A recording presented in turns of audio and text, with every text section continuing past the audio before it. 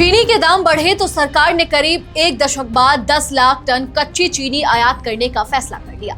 लेकिन सवाल ये है कि आखिर चीनी इतनी महंगी हुई क्यों? या वाकई इसकी वजह मोदी सरकार की E20 एथेनॉल नीति है, या फिर इसके पीछे मौसम, कम उत्पादन और जमाखोरी जैसे दूसरे कारण हैं? और अगर इथेनॉल के लिए गन्ने का इस्तेमाल चीनी की उपलब्धता पर असर डाल रहा है, तो सरकार अब इस नीति पर दोबारा सोचने की तैयारी क्यों कर रही है? नमस्कार, मेरा नाम हिंदंद्री सोनी और आप देख रहे हैं द हिंदी टॉक। दरअसल देश में चीनी की बढ़ती कीमतों ने आम उपभोक्ताओं से लेकर सरकार तक की चिंता बढ़ा दी है। त्योहारों का सीजन सामने है, मिठाइयां और खाद्य उद्योग में चीनी की मांग बढ़ने वाली है और इसी बीच केंद्र सरकार ने 10 लाख मीट्रिक टन कच्ची चीनी के शुल्क मुक्त आयात की अनुमति दे दी है। यानी घरेलू बाजार में चीनी की सप्लाई बढ़ाने के लिए सरकार को अब विदेश से चीनी मंगाने का रास्ता अपनाना पड़ा है। विदेश व्यापार महानिदेशालय यानी DGFT ने इसके लिए टैरिफ रेट कोटा यानी कि TRQ जारी किया है। इसके तहत 31 अक्टूबर 2026 तक 10 लाख मीट्रिक टन कच्ची चीनी बिना आयात शुल्क के देश में लाई जा सकेगी। सामान्य स्थिति में भारत में चीनी के आयात पर करीब 100% शुल्क लगता है। ऐसे में सवाल उठाना स्वाभाविक है कि जिस देश में चीनी का उत्पादन बड़े पैमाने पर होता है, वहां सरकार को अचानक इतनी बड़ी मात्रा में चीनी आयात करने की जरूरत क्यों पड़ गई? दरअसल घरेलू बाजार में चीनी की कीमतों में काफी तेजी देखी गई है। उपलब्ध रिपोर्टों के मुताबिक अगस्त के मध्य तक औसत खुदरा कीमत करीब 52 रुपए प्रति किलो तक पहुंच गई थी, जबकि एक साल पहले यह करीब 46 रुपए प्रति किलो थी। यानी एक साल में कीमतों में करीब 13% की बढ़ोतरी। वहीं एक्स मिल कीमतों में भी तेज उछाल देखने को मिला है। यही वजह है कि सरकार ने सिर्फ आयात का फैसला नहीं लिया, बल्कि बड़े खरीदारों के पास चीनी के स्टॉक पर भी नजर रखने की तैयारी की है। सितंबर से नवंबर के बीच 10 टन से ज्यादा मासिक खपत करने वाले थोक उपभोक्ताओं के लिए स्टॉक सीमा तय करने का फैसला किया गया है। मकसद साफ है, बाजार में चीनी की कृत्रिम कमी पैदा करके कीमतें बढ़ाने और जमाखोरी की गुंजाइश कम करना। लेकिन असली सवाल अब यहाँ से शुरू होता है कि आखिर चीनी इतनी महंगी क्यों हुई? इस पूरे विवाद में सबसे ज्यादा चर्चा E20 इथेनॉल नीति की हो रही है। भारत में पेट्रोल में 20% इथेनॉल मिलाने का लक्ष्य रखा है और इसके लिए इथेनॉल उत्पादन को लगातार बढ़ावा दिया गया है। गन्ने के रस और मोलेसिस से इथेनॉल बनाने की क्षमता भी बढ़ाई गई। अब समस्या ये है कि गन्ने से चीनी भी बनती है और इथेनॉल भी। ऐसे में अगर गन्ने या उसके जैसे उत्पादों का ज्यादा इस्तेमाल इथेनॉल के लिए होता है, जिनसे चीनी बनाई जा सकती है, तो बाजार में चीनी की उपलब्धता पर दबाव पड़ने की आशंका रहती है।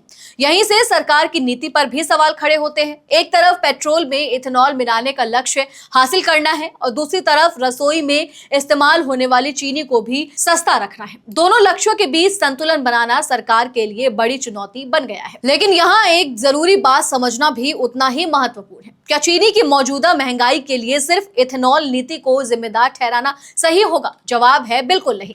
सरकार की ओर से जारी आंकड़ों और उपलब्ध रिपोर्टों के मुताबिक चीनी उत्पादन के लिए गन्ने की उपलब्धता पर मौसम, फसल की बीमारी और उत्पादन में गिरावट का भी असर पड़ा है। शुरुआती अनुमानों में जहां करीब 343 लाख टन चीनी उत्पादन की उम्मीद की जा रही थी, वहीं बाद के अनुमानों में यह घटकर 306 लाख टन रह गया है।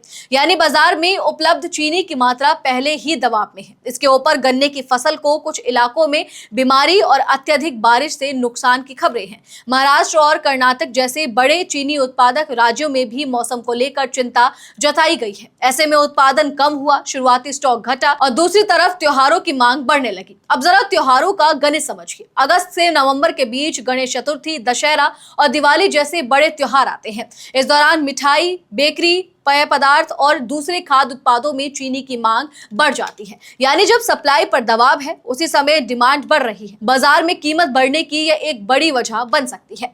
इसके साथ ही जमाखोरी और सट्टेबाजी की आशंका भी कीमतों को प्रभावित कर सकती है।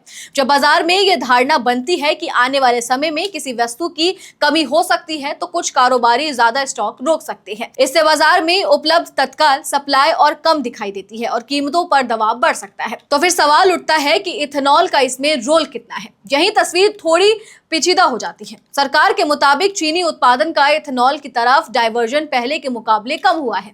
उपलब्ध सरकारी आंकड़ों के अनुसार चीनी उत्पादन का इथेनॉल के लिए डाइवर्जन 2022 से 23 में करीब 12% था, जो अब लगभग 9% बताया जा रहा है। साथ ही देश में बनने वाले इथेनॉल का बड़ा हिस्सा अब गन्ने के बजाय अनाज, खासकर मक्का और टूटे चावल जैसे फीड स्टॉक से तैयार किया जा रहा है। यानी ये कहना कि चीनी सिर्फ इसलिए महंगी हुई क्योंकि सारा गन्ना इथेनॉल बनाने में चला गया, ये पूरी तस्वीर सही नहीं है। लेकिन इसका दूसरा पहलू भी है। जब सरकार खुद अगले सीजन में गन्ने के रस और बी हैवी मोलासेस से इथेनॉल उत्पादन को सीमित करने जैसे विकल्पों पर विचार कर रही है, तो साफ है कि चीनी और इथेनॉल के बीच संतुलन का सवाल नीति निर्माताओं के सामने मौजूद है।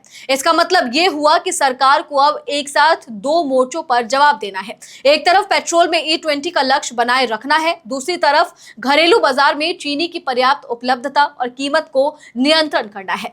इसी मुद्दे पर विपक्ष भी सरकार को घेर रहा है। आम आदमी पार्टी के संयोजक अरविंद केजरीवाल ने चीनी आयात के फैसले को E20 नीति से जोड़ते हुए सरकार पर सवाल उठाए हैं। उनका तर्क है कि अगर गन्ने से इथेनॉल बनाने को बढ़ावा देने के बाद अब चीनी की कमी पूरी करने के लिए विदेश से चीनी मांगनी पड़ रही है, तो सरकार को अपनी नीति पर जवाब देना चाहिए।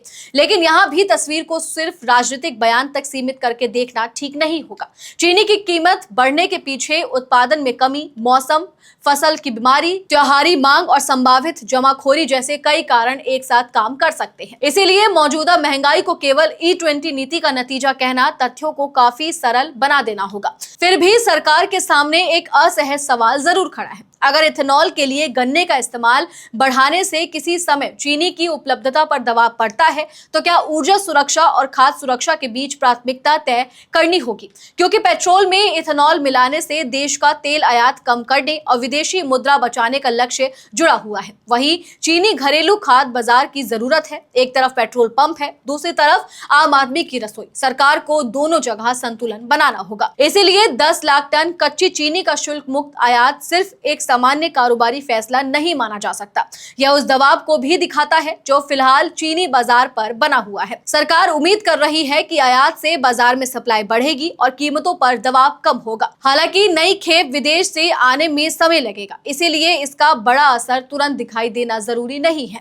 पोर्ट आधारित रिफाइनरियों को भी इस व्यवस्था से फायदा मिल सकता है। पहले से आयातित कच्ची चीनी को रिफाइन करके घरेलू बाजार में बेचने की अनुमति मिलने से कुछ मात्रा अपेक्षाकृत जल्दी बाजार में आ सकती है। वहीं नई विदेशी खेप आने में करीब 2 महीने लग सकते हैं। इसीलिए आयात का बड़ा असर अक्टूबर के आसपास दिखाई देने की संभावना है। यानी सरकार का प्लान सिर्फ विदेश से चीनी मंगाओ और कीमत घटाओ तक सीमित नहीं है। इसके साथ स्टॉक लिमिट, बाजार की निगरानी और अगले गन्ना सीजन में इथेनॉल नीति में संभावित बदलाव जैसे कदम भी जुड़े हैं।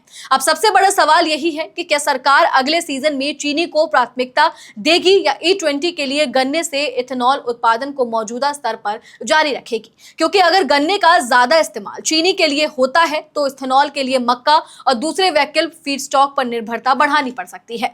और अगर गन्ने में इथेनॉल उत्पादन को प्राथमिकता मिलती है, तो भविष्य में चीनी की उपलब्धता को लेकर फिर सवाल उठ सकते हैं। तो फिलहाल तस्वीर साफ है, चीनी महंगी है। सरकार ने 10 लाख टन कच्ची चीनी के शुल्क मुक्त आयात का फैसला किया है और त्योहारों से पहले बाजार में सप्लाई बढ़ाने की कोशिश हो रही है। लेकिन इसकी वजह सिर्फ इथेनॉल नीति नहीं है। मौसम, कम उत्पादन, घटता स्टॉक, त्योहारी मांग और जमाखोरी की आशंका, इन सब का असर कीमतों पर पड़ रहा है। हाँ, गन्ने से इथेनॉल और चीनी के बीच संसाधनों के बंटवारे का सवाल जरूर सरकार की नीति के सामने खड़ा है। और आखिर में सवाल सरकार से भी बनता है। अगर देश में चीनी की कीमतों को काबू में रखने के लिए करीब 1 दशक बाद आयात का सहारा लेना पड़ रहा है, तो क्या आने वाले गन्ना सीजन के लिए सरकार को अपनी चीनी और इथेनॉल नीति का संतुलन नए सिरे से तय करना होगा? क्योंकि आम आदमी के लिए सवाल E20 का आंकड़ा नहीं है, उसके लिए सवाल सीधा है कि चीनी कितने किलो मिलेगी। चलिए फिलहाल इस वीडियो में इतना ही। आप इस पूरी खबर और जानकारी को लेकर क्या कुछ सोचते हैं, कमेंट सेक्शन में हमें अपनी राय जरूर दें। और अगर अभी तक आपने हमारे चैनल को सब्सक्राइब नहीं किया है, तो तुरंत करें। इसके साथ ही हमें सोशल मीडिया प्लेटफॉर्म यानी कि फेसबुक, इंस्टाग्राम और एक्स पर फॉलो जरूर करें।